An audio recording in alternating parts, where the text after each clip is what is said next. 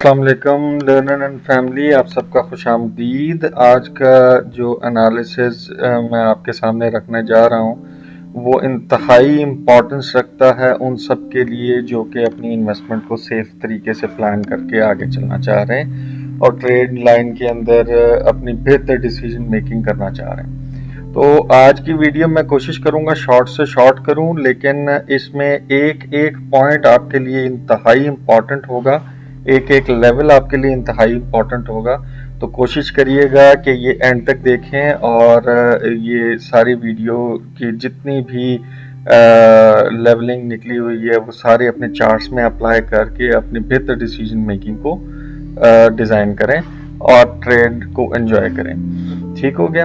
अब हम सबसे पहले आते हैं डॉलर इंडेक्स के ऊपर, फिर मैं आपको बीटीसी के हवाले से भी बताऊंगा, ऑयल, यूरो, यूएसडी, और फिर हमारा फेवरेट टॉपिक जो है गोल्ड के हवाले से भी मैं आपके साथ डिस्कशन करूंगा। अभी DXY यानी डॉलर इंडेक्स जो है वो बिल्कुल एक लीस्ट बाय जोन के ऊपर है और ये ट्रेंड लाइन को रिस्पेक्ट देते हुए नीचे आ रहा है। कल के दिन में इसने ट्रेंड लाइन को अगर टच करके नीचे की तरफ मूव किया तो ये अपने दूसरे स्ट्रॉन्ग बाय जोन की तरफ जाएगा और जहां तक मुझे इंफॉर्मेशन है कि ये मजीद डिप थोड़ी सी रहेगी और ये 98 तक भी जा सकता है। तो अगर 98 तक जाता है तो 98 पे जाने पे आपके दूसरे जो पेयर्स हैं जितने भी ऑयल के, यूरो यूएसडी हो गया या गोल्ड का, तो उनको थोड़ा सा पंप मिलेगा। लेकिन आज की डेट में रहते हुए हम अगर न्यू स्ट्रक्चर को नोट करते हैं तो न्यू स्ट्रक्चर के अंदर हमारे पास आपके कंज्यूमर कॉन्फिडेंस का एक न्यूज़ है जो कि हैवी न्यूज़ है ट्यूसडे को, फिर प्रीलिम जीडीपी जो है वो वेडनेसडे को है, फिर कोर पीसीई और ओपेक की मीटिंग और अनएम्प्लॉयमेंट क्लेम्स जो हर महीने आते हैं वो थर्सडे को है, फिर एफओएमसी यानी आपके फेड की जो स्पीक है ऑल की वो फ्राइडे को मुतवक्का है। तो उसके बेस पे रहते हुए अगर हम डॉलर इंडेक्स को देखें, इसने अगर अपने आप को थोड़ा सा भी पुल किया यानी उन्होंने पॉजिटिव न्यूज़ेस को लेके आए और पॉजिटिव न्यूज़ेस जितनी भी हैं उसने पुल बैक तो देना है। तो पुल बैक के ऊपर आपको दूसरे जितने भी हैं पेयर्स इससे रिलेटेड उसमें आपको शॉर्टफॉल नजर आएगी।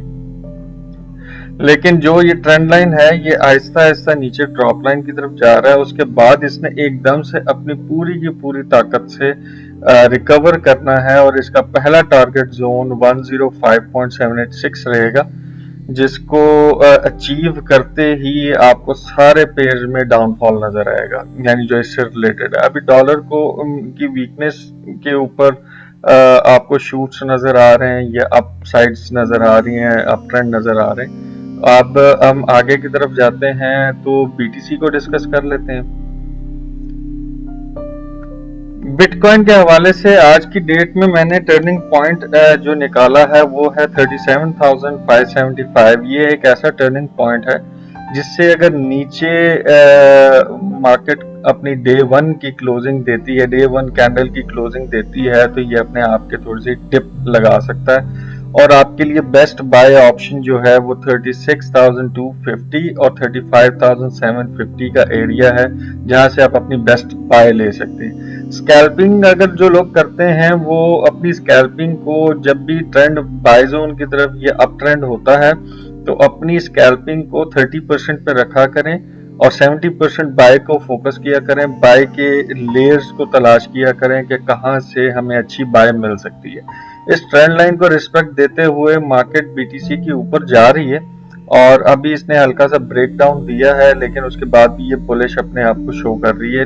अपने ये लीस्ट जो एरिया है वो 37,575 को अभी तक इसने ब्रेक नहीं किया और ट्रेंड लाइन की रिस्पेक्ट कर रही है। बिटकॉइन के परचेजेस ये जहन में रखें कि इसने एक अच्छे खासे बुल रन में जाना है और अपनी बाय को फोकस करें, शॉर्ट सेलिंग को फोकस ना करें। अगर करते भी हैं स्कैल्पिंग में तो 30% पे रहें। अब हम चलते हैं यूएस ऑयल की तरफ चलते हैं। यूएस ऑयल के हवाले से ये चार्ट डेवलप हुआ है H4 के ऊपर, लेकिन ये जो इसकी मैंने टर्निंग पॉइंट निकाला है वो है 75.25। अगर इससे नीचे रहता है तो आपने अगर स्कैल्पिंग सेल करनी भी है तो नो सेलिंग जोन यानी 73.8 से लेके 74.56 के दरमियान में आपने अपनी सेल के प्रॉफिट्स होल्ड कर लेने हैं यानी ले लेने हैं। और इस जोन से नीचे सेलिंग को मत फोकस करें और सिर्फ तलाश करें, ये जितना रिट्रेस अच्छा खासा लगा सकता है वो लगाए, वहां से आपने बाय को प्लान करना है। ये आपकी स्विंग बाय हो सकती है क्योंकि अप्रैल मई में जाकर इसने अपने 90s को टच करना है, 80-90 को शायद क्रॉस भी कर जाए और अगले साल ये अपने आप को 124 का टारगेट भी अचीव कर सकती है। तो इस वक्त आप के सिनेरियो में इस वीक आपने क्या करना है, अगर आपने सेल को देखना है तो 75.25 से नीचे अपनी सेल प्लान करके अपने नो सेलिंग जोन में जाकर अपने प्रॉफिट बुक करें, और अगर ये ऊपर रहता है तो अपने बाय को फोकस रखें और कोशिश करें जितना डिप ये अपने आप को लेके आ सकता है उतने डिप से अपनी बाय को प्लान कर लें। और ये आप कहां तक अपनी बाय को होल्ड कर सकते हैं इस वीक में, वो है 77 का एरिया और 77.5 का एरिया है, वो अपने फोकस में रखिएगा 77.5।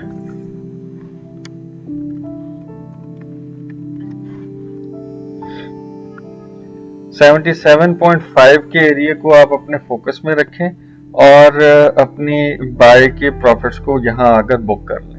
ठीक है, अब आपको मैं लेके जाता हूँ यूरो यूएसडी की तरफ। जी, यूरो यूएसडी की तरफ आने के बाद इसने अपना एक बहुत बड़ा फेयर वैल्यू गैप नीचे ये छोड़ा हुआ है, ये आप देख सकते हैं। ये एरिया जो है इसका बहुत बड़ा फेयर वैल्यू गैप है, इसको रीटेस्ट करने के लिए मार्केट नीचे आ सकती है। लेकिन इस वीक के हवाले से मैं जो आपको गाइडलाइन दूंगा वो ये कि इसका जो टर्निंग पॉइंट है 1.094 का टर्निंग पॉइंट है, इससे नीचे अगर मार्केट का M30 से लेके H4 की सारी कैंडल्स क्लोज लाइन आपको देती हैं नीचे, तो आप अपनी सेल स्कैल्पिंग प्लान कर सकते हैं और उसका जो प्रॉफिट है वो पहले रिट्रेसमेंट जोन जो कि बाय जोन बनता है वहां आप अपना बुक कर सकते हैं।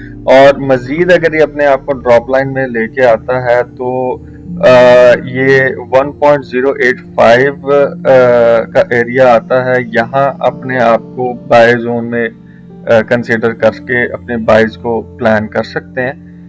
अगर मिसाल के तौर पे पूरे तरीके से डॉलर इंडेक्स अपने आप को प्रेशराइज ऊपर लेके जाता है तो ये यूरो का जो पेयर है ये नीचे अपने आप को फुल फेयर वैल्यू गैप के रिट्रेसमेंट पे लेके जाके अपने आप को डाउनफॉल दिखाएगा।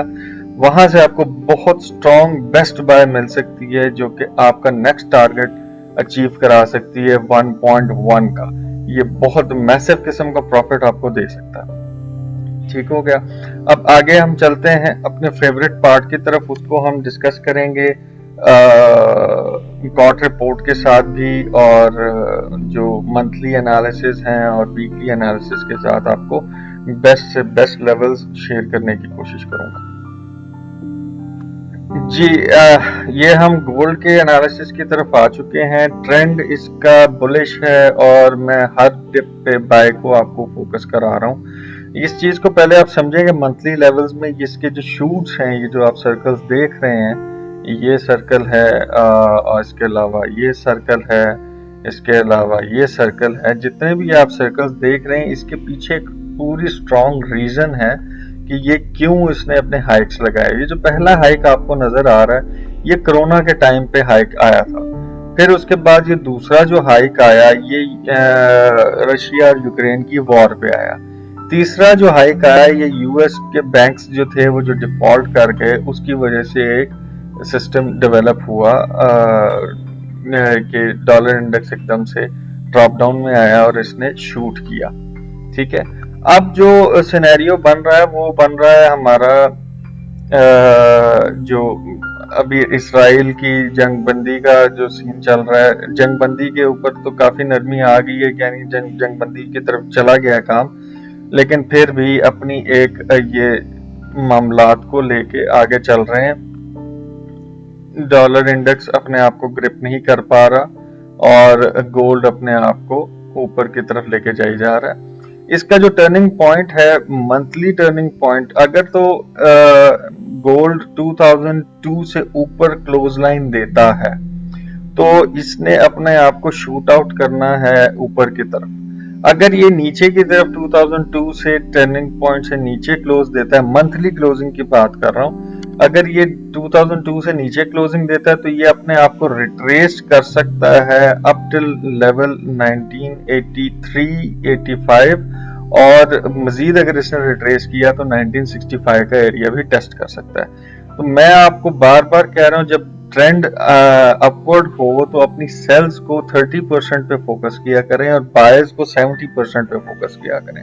मैं इसमें आपको बेस्ट बाय की सिनेरियो मिल सकती है। अगर तो यहीं से अब इसने बुल रन की तरफ अपना सिनेरियो बनाया गोल्ड ने, यानी यहीं से ऊपर शूट आउट किया, तो ये 2050 के एरिया से अपने आप को रिट्रेस नीचे लेके आ सकता है। रिट्रेसमेंट इसकी 2009 और 2002 तक इसकी रिट्रेसमेंट हो सकती है। लेकिन एक और चीज अपने जहन में रखें कि जब भी मार्केट या कोई भी चीज बार बार टक्कर खाती है, यानी आप हथौड़ा लेकर दीवार पे मारते हैं, एक बार मारेंगे, दो बार मारेंगे, फिर वो कहीं ना कहीं जाके कमजोर हो जाता है। अब ये अगर रिट्रेस नीचे की तरफ लेके आता है और यहीं से रिट्रेसमेंट से ऊपर जब शूट करेगा तो ये मे बी 2100 का लेवल भी ब्रेक करे, 2100 का लेवल भी ब्रेक कर सकता है, ये अपने जहन में रखिएगा। तो उसके बाद इसने अपने आप को, ज़ाहिर बात है, नीचे ड्रॉप डाउन करना। ये नहीं कि मार्केट ऊपर ही जा रही है तो ऊपर ही जाती रहेगी, ये एक स्विंग स्टाइल होता है। यानी मार्केट जो है वो अपना मोमेंटम जो शो करती है वो हमेशा अपवर्ड नहीं लेके जाती, वो अपवर्ड से फिर उसके बाद नीचे आती है, फिर ऊपर जाती है, फिर नीचे आती है। तो ये सारे स्विंग्स को आपने नोट करना है। ये जो रिट्रेसमेंट स्विंग्स होती हैं, ये ड्रॉप स्विंग्स जो हैं, ये आते रहेंगे। लेकिन ये जो नीचे से एकदम से इसने अपने आप को, अगर मिसाल के तौर पे रिट्रेस किया, यहाँ से अपने ट्रेंड लाइन को रिस्पेक्ट देकर अगर ये ऊपर शूट किया, तो ये यहाँ तक जाकर वापस नीचे अपने स्विंग लाइन को गिरा सकती है। ये मैंने आपको एरिया भी बताया हुआ है, यहाँ से ड्रॉप दे सकता है। लेकिन अगर ये मिसाल के तौर पे नहीं रिटेस्ट करता नीचे की तरफ, तो ये 2050 से अपने आप को रिट्रेसमेंट में लेके आएगा, फिर यहाँ से फिर आहिस्ता आहिस्ता ऊपर जाके ये चीज बनेगी। लेकिन जिस दिन डॉलर इंडेक्स ने अपने आप को मजबूत किया तो इसने, ज़ाहिर बात है, अपने आप का बेरिशनेस भी दिखाना है। अभी मैं अगर आपको बाय के हवाले से गाइडलाइन दे रहा हूँ तो उस टाइम मैं आपको सेल के हवाले से भी गाइडलाइन दूंगा, डोंट वरी। अब हम चलते हैं इसके वीकली एनालिसिस के ऊपर। वीकली एनालिसिस चार्ट के हवाले से डिस्कस करने से पहले मैं आपको इसकी क्वार्टर रिपोर्ट की थोड़ी सी ब्रीफिंग देता जाऊं। क्वार्टर रिपोर्ट के हिसाब से अगर देखा जाए तो ये 14 नवंबर 2023 को ये रिलीज हुई थी। इस रिपोर्ट के मुताबिक मेजरली बाय के अंदर, यानी बाय का प्रेशर जनरेट हुआ है और इसको भी मद्देनजर रखते हुए गोल्ड ने ऊपर की तरफ जाना है। लेकिन जो कमर्शियल सेक्टर्स हैं, यानी बैंक सेक्टर्स हैं, उन्होंने अपने आप को शॉर्ट में रखा हुआ है। इसकी रीजन ये होती है कि जब भी रुपए की, डॉलर की, किसी भी मुल्क की करेंसी के ऊपर इफेक्ट आ रहा होता है तो वो कोशिश करते हैं कि जो उसके अगेंस्ट दूसरा पेयर है उसको कमजोर किया जाए। तो कमर्शियल सेक्टर सारा का सारा बैंक सेक्टर होता है, वो इसको सेलिंग लाइन में लेके आता है ताकि मार्केट जो है वो वहां से पैसे निकाल कर अब दूसरी कमोडिटीज में इन्वेस्टमेंट ना करें।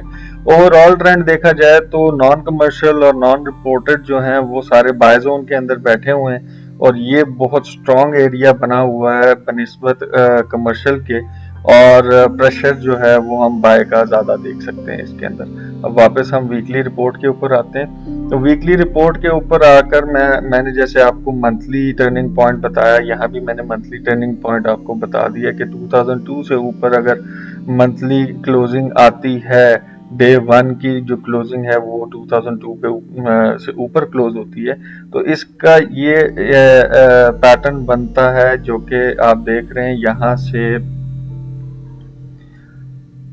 यहाँ से मार्केट अपने आप को रीटेस्ट करके वापस 2050 तक जा सकती है। ये एक स्लो प्रोसेस के इस तरफ लेके जाएगा। अगर ये रीटेस्ट नहीं करती, स्लोली स्लोली ऊपर जाएगा। इसका जो पहला जो एरिया है जहां इसको रेजिस्टेंस मिलेगी वो 2020 और 2024 का। उसके बाद जो इसको रेजिस्टेंस मिलेगी 2044 और 2048 की रेजिस्टेंस है, जहां से अपने आप को रिट्रेसमेंट में लेके आ सकता है।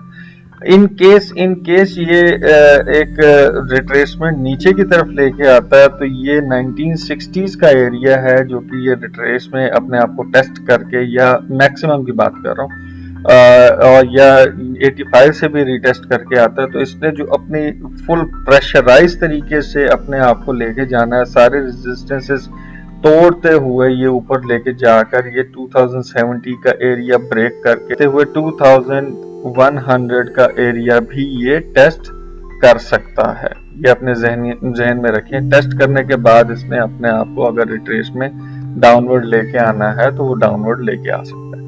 इन केस अगर मैं दूसरे सिनेरियो में बात करूं, ये ट्रेंड लाइन को अगर ये ब्रेक करता है, ट्रेंड लाइन ब्रेकिंग अगर इसकी आती है और यहीं से ये आते आते इस ट्रेंड लाइन को क्रॉस कर देता है और ये एरिया जो है हमारा 1960 का एरिया ब्रेक करते हुए ये नीचे आए, तो ये फिर अपना ट्रेंड पूरा चेंज करेगा। उस टाइम तक ये बुलिश ही है, अप ट्रेंड ही है।